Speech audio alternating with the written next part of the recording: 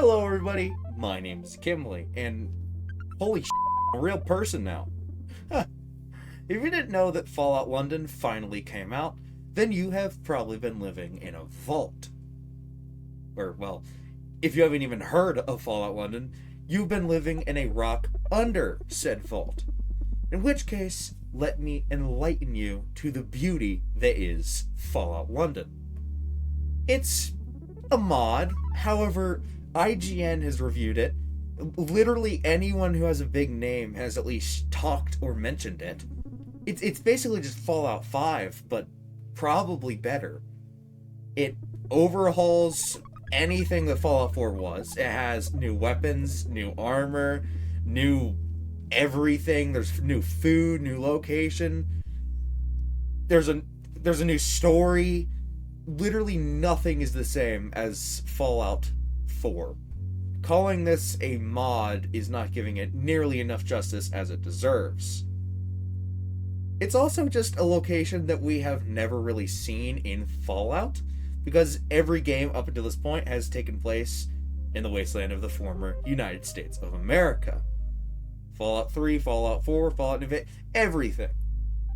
And also, it means that 111, Vault-Tec, whatever we have an association to Fallout, is no longer really a thing.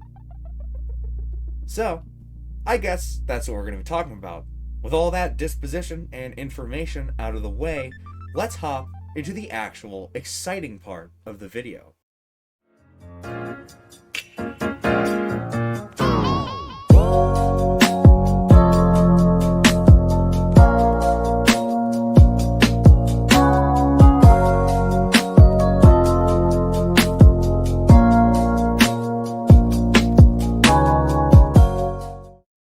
Firstly, for my point to make sense as to why Fallout London is so important for the Fallout community, I have to talk about what really makes Fallout, well, Fallout.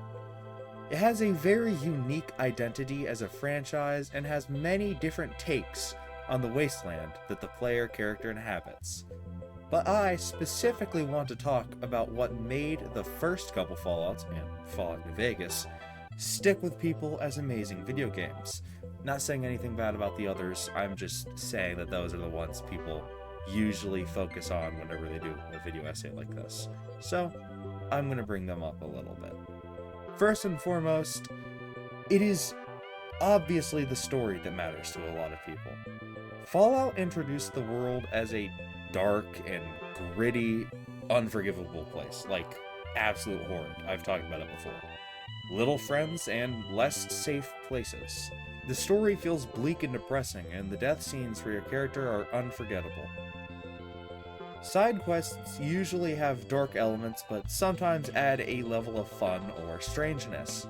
A good example is when you find out that the gecko meat being sold by a butcher is actually human meat. Fallout 2 deviates slightly from the more barren, depressing tone, and in my opinion feels more alive. The NCR feel powerful-ish, and the Enclave are an enemy that seem to always be in the shadows. Overall, the story is able to focus on a lot more topics than the first Fallout due to not having to really set up the world building, or really all that Fallout is. It already has something to kind of build off of, as all sequels should, in theory at least. Funny interactions and weird ones can happen at a decent amount, and it also improves on the first game's story by fleshing out some of the very good characters that are still remembered today. For example, even if you've never played Fallout 2, you most likely know of Frank Horrigan. Your ride's over, Muty. Time to die.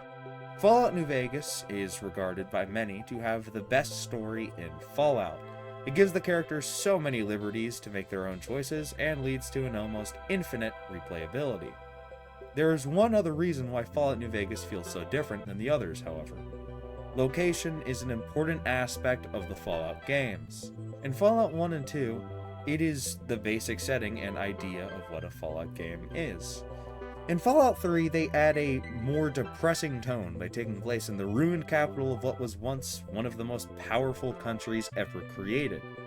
Fallout New Vegas is unique compared to Fallout 1 and 2 due to its focus on a more western feeling to it, and also a focus on the Vegas Strip and areas around it, along with more western-y things going on. But as important as these things are to the Fallout setting, there's one thing that I think matters more than most people think: the overall character of Fallout. Whether using a crap ton of zany references to TV and games, or the reference to other Fallout games themselves. The interesting choice in factions and weapons and gear, recognizable groups such as Vault-Tec or General Atomics. Fallout is a very unique franchise. It is able to comment on certain worldviews, movies, media, just media as a whole. It's even itself sometimes it's able to comment on. Without the character that Fallout has, it would be kaput. Absolutely nothing. It'd just be another generic shooter, which, I mean, mechanics-wise, it has plenty. But in my opinion, the character and story of Fallout is what makes it Fallout. The reason it is remembered so fondly by so many people is because of that life and energy that it has. And that is why Fallout London is so important. Let me explain why.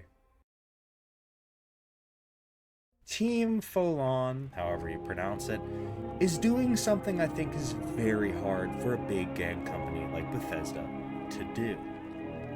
They are taking risks. Risking money, risking their reputation. All things that are kind of foreign to a big game company, which want both of those things. Well, I think EA's reputation is kind of out there. Yeah, they just want money. Specifically the money part. Back when Fallout first came out, video games were not a big industry like they are now. There was no massive Microsoft Xbox. There was no Sony PlayStation. Well, you know what I mean. They weren't big, massive companies yet. It wasn't viewed as a legitimate job for some people even. It was just another thing that would probably phase out in a little bit. It was just another small niche. It was definitely growing in the people who played and enjoyed it, but again, it was nowhere close to the scope that games are made now. Now, companies tend to do what is safe, but back then, people did what was fun. If someone had an idea on how a video game should be made, they went through with it and made risks. The entire idea of Fallout is so creative and unique that, in my opinion, if it was tried to be done today for the first time, like if Fallout 1 was tried to be done today, no one would do it. None of like the big companies, at least. I feel like all these companies might see the potential in it. So when a team like Team Folon come and make a passion project like Fallout London, it reminds me that not everything is a bunch of corporate EA Activision BS. A lot of people still care about their games. Indie game developers, mod creators, basically a crap ton in between. I'm even sure that there's definitely a lot of people in EA or Activision or whatever who are very passionate about their craft. It's only like the couple people that kind of ruin their reputation. It's beautiful to me that the games they create and are even willing to do for free sometimes is just what they want, like their vision. They don't really care about the money sometimes. Sometimes it's not really this big thing, it's just making a game to make a game because it's fun and you want to have fun, just like the old days. Because this game is unique and takes the liberty of going to a different part of the world entirely and making completely new factions, destroys the familiar things like Vault-Tec. I mean, we don't even see half of the things that make Fallout Fallout. It's bringing the same old character to Fallout, but in a different light. Now, as of the recording of this script, I haven't played Fallout London. However, I've probably streamed it once or twice after the creation of the script, and the gameplay in the background occasionally should show that I definitely have played it a bit. I'll probably make another video on this game because, well, duh, I'm a Fallout content creator, I kinda have to. Also, before I go, I wanted to specifically congratulate Team Folon on the beautiful mod you created. which is basically the next Fallout game. You guys did a great job. You basically made the Fallout community feel more alive than ever. Well, with my topic all said and done, I believe that this video is over. Subscribe and like. I'm almost at 1,000, so that would be kind of nice. And if you enjoyed, feel free to, again, like, subscribe, whatever, do the things. I'm probably going to try keep on keeping on. I'm going to definitely be able to stream a decent bit. I stream Wednesdays 4 to 6 p.m. and Saturdays 9 p.m. to 11 p.m. Sometimes a little longer, sometimes a little shorter.